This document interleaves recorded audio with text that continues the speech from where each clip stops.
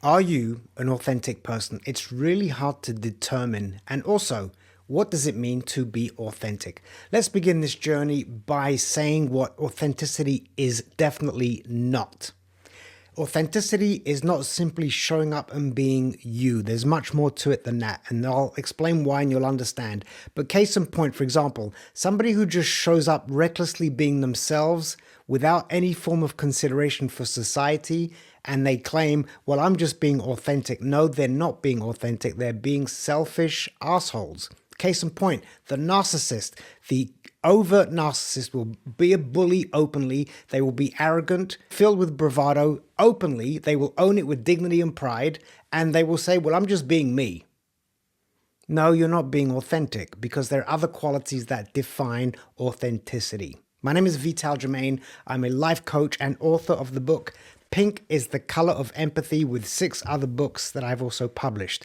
Let's dive in and break down to see if you are authentic. And by the way, number 5 will surprise you.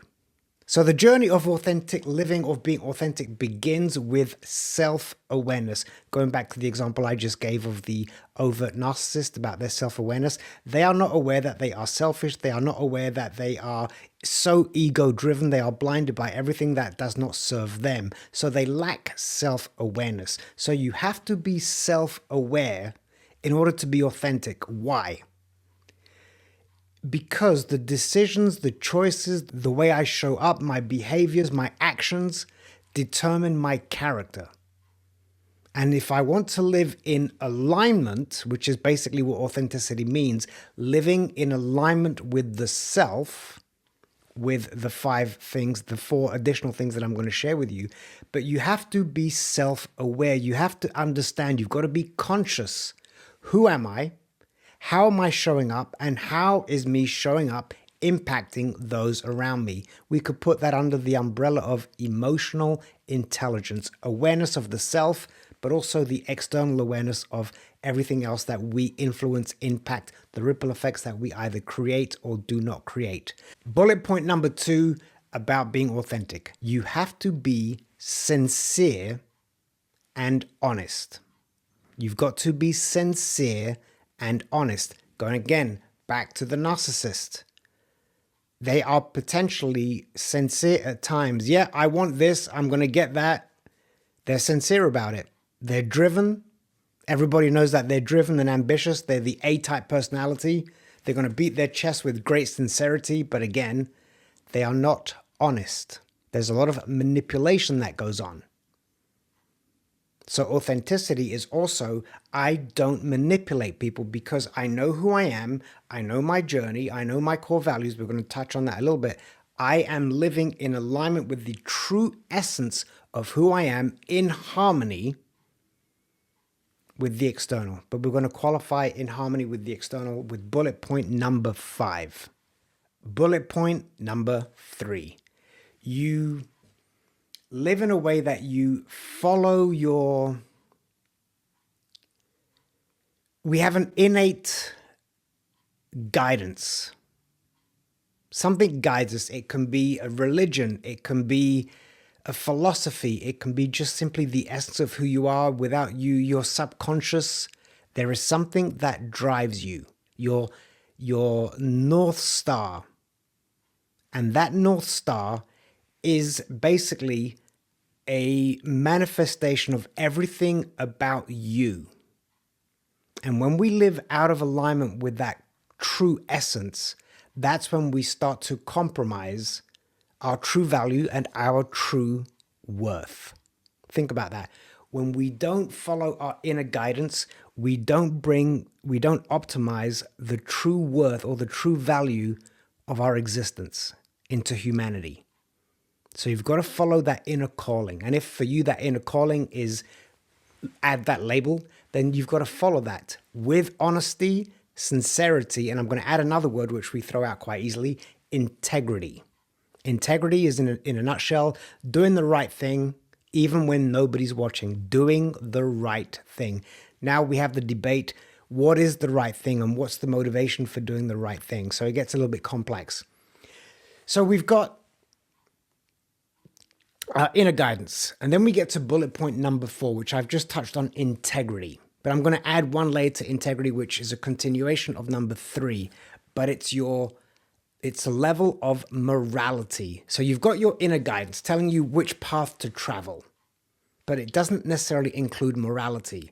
There's your destiny, there's your fate, there's your purpose-given life. I'm following my guidance, my true essence. If you've read the book The Alchemist, the young boy Santiago is on a mission to discover his guidance, his true essence. He's got this voice calling him, and he has to honor that voice. But now we throw in morality, which overlaps with integrity, which I've already mentioned. But morality.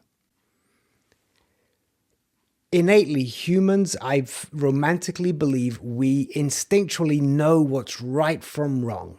We know what's right from wrong. Unless you're a sociopath and you've got a complete and utter emotional disconnect to what's right and wrong. But other than that, even a narcissist has a level of morality. They also have a level of how far they can manipulate, how far they can deceive, how far they can lie. Which quickly allows me to insert something that I forgot to mention about integrity in general. Like everything, it's on a spectrum, it's a scale. You might have a lot of integrity in this department, but maybe over here doesn't mean you're not authentic, because maybe over here you're slightly not authentic. It's just a general thing. For example, somebody might be a good person. That doesn't mean they're a saint and that they only do good things. They can also do bad things. We're human, we're fallible. So again, authenticity is not a black or white thing. Oh, now you're no longer authentic. Oh, now you are. It's on a scale, but generally, and you know this yourself, going back to bullet point number 1, you know this yourself if you're authentic. Now you have to be careful. Are you validating the behaviors that aren't authentic so that it's okay and that for you it feels like you're being authentic, which taps back into number 4, morality. You know instinctually what is right or wrong. And then you've got other, again, external guides, the law, legalities, religion, higher powers, they guide you, but you know morality. So you've got to do the right thing. And then here's the number 5 part, which is going to surprise a lot of people. Authentic people, I hope this doesn't bother you and offend you. Authentic people do not people please. Authentic people do not people please. I'm going to break that down. People pleasing is being nice, and nice is manipulation. Authentic people do not manipulate. What the hell is he talking about? If you are nice, you are acting in a certain way to gain favor. It's manipulation. People pleasers, I want to be accepted. I want to be welcomed. I want to feel valued. So I'm going to do everything that I can. I'm going to compromise my essence. I'm going to exhaust my resources. I'm going to bend over backwards for everybody. I'm going to be a pushover. I'm not going to stand up for myself because I don't want to offend anybody. That is not authenticity, because you are living out of alignment of number 3. Follow your guidance. So when you start to people please, you are no longer following your guidance. Your guidance is now so preoccupied with pleasing everybody else, you've disconnected from you. You've abandoned you. When you people please, you abandon you. So if you're a people pleaser, again, on the collective scale, just because you people please doesn't mean you can't be a generally authentic person, but it's something for you to consider. If you want to become more authentic, more in alignment with who you're supposed to be, stop people pleasing. There are 2 extremes, going back to the thing that I mentioned at the very beginning.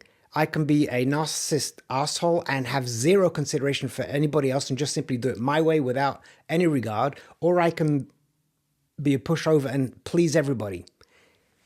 In the middle. It includes compassion, empathy, consideration, respect. You can't just be blatantly you without taking into consideration. So if you have those 5 things in check, you should be good to go. Let's quickly repeat those 5 things. Number 1, self-aware. Number 2, you are honest and sincere. Number 3, you follow your inner guidance. Number 4, morality and integrity.